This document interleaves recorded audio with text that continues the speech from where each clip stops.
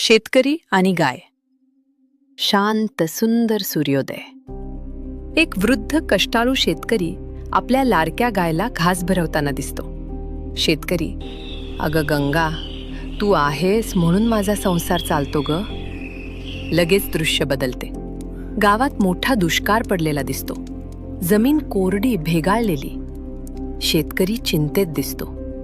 पण दुर्दैवाने गावात मोठा दुष्काळ पडला.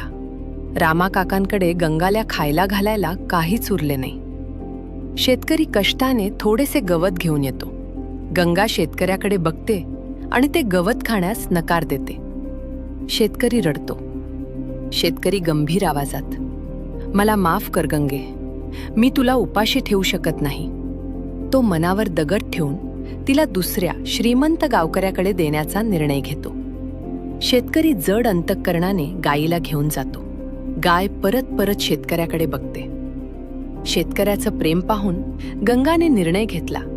तिने त्या नव्या मालकाचं दूध पिऊन मिळालेलं पहिलं पैसे रामू काकांच्या घरी त्यांच्या मदतीसाठी पाठवलं. शेतकरी आनंदी होतो आणि कृतज्ञतेने गायीच्या आठवणीत हात जोडतो. लहान दोस्तांनो, अशाच सुंदर आणि शिकवण देणाऱ्या गोष्टींसाठी आत्ताच आपल्या बालभवन चॅनलला लाईक, शेअर आणि सबस्क्राईब करा.